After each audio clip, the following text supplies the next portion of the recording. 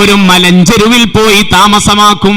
ശ്രദ്ധിക്കണേ മുഅ്മിനീങ്ങളെ, റമളാൻ വരുമ്പോ ഇബാദത്തിൽ മുഴുകാൻ വേണ്ടി വീട്ടിൽ നിന്നാൽ അതിനൊക്കെ പ്രയാസമാകും എന്ന് കരുതി വീട്ടിൽ നിന്ന് ഇറങ്ങിപ്പോവും. ഒരു മുസല്ലയെടുക്കും, ജീവിക്കാൻ ആവശ്യമായ അത്യാവശ്യ വസ്തുക്കൾ കയ്യിൽ കരുതും. മലമ്പ്രദേശത്ത് പോയിട്ട് മലഞ്ചെരുവിൽ പോയിട്ട് താമസിക്കുകയാണ്. എന്തിനാ പോകുന്നത്? റമളാനിനെ ഇബാദത്ത് കൊണ്ട് ധന്യമാക്കണം. ആ നിയ്യത്തോടെയാ പോകുന്നത്. മുഹമ്മദ് എന്ന് പേരുള്ള മനുഷ്യൻ, ആ മനുഷ്യൻ താൻ തോന്നിയായി 11 മാസക്കാലം ജീവിച്ച് റമളാൻ വരുമ്പോ അതിനെ ഇബാദത്ത് കൊണ്ട് ധന്യമാക്കാൻ നിയ്യത്ത് ചെയ്തുകൊണ്ട് വീട് വിട്ടിറങ്ങിപ്പോകും. ഒരു മലഞ്ചെരുവിൽ പോയി താൽക്കാലികമായ ഒരു ടെന്റ് കെട്ടിയുണ്ടാക്കി അതിൽ കഴിഞ്ഞുകൂടും. രാത്രി മുഴുവൻ നിസ്കാരമായിരിക്കും, പകൽ മുഴുവൻ നോമ്പായിരിക്കും. അവന്റെ ചുണ്ടുകളിൽ ചലിക്കുന്നത് മുഴുവൻ, ആ മനുഷ്യന്റെ ചുണ്ടുകൾ ചലിക്കുന്നത് മുഴുവൻ പരിശുദ്ധമായ ഖുർആന്റെ ആയത്തുകളായിരിക്കും, ദിക്റുകളായിരിക്കും, തസ്ബീഹുകളായിരിക്കും. അങ്ങനെ റമളാൻ കഴിഞ്ഞാൽ വീണ്ടും പഴയപടി ഓരോ ദിവസം കഴിയും തോറും തിന്മയിലേക്ക് തന്നെ തിരിച്ചു പോകും.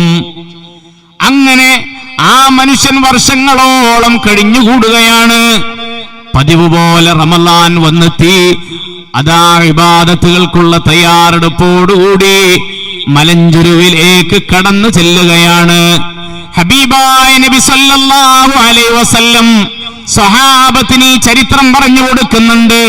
എന്റെ പ്രിയപ്പെട്ട സഹോദരങ്ങളെ, റമളാന് കടന്നു വരുമ്പോ പതിവ് പോലെ മലഞ്ചെരുവിലേക്ക് കടന്നു ചെന്നു ഇബാദത്തിൽ മുഴുകിക്കഴിയാൻ തുടങ്ങി.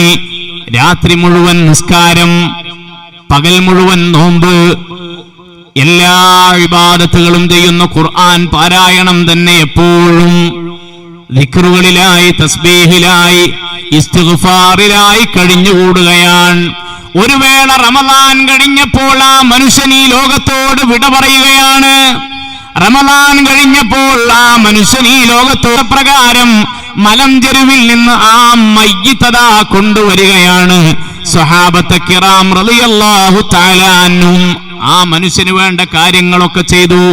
അതെല്ലാം കഴിഞ്ഞുകൊണ്ട് മയ്യിത്ത് നിസ്കാരത്തിന് വേണ്ടി എടുക്കുകയാണ്.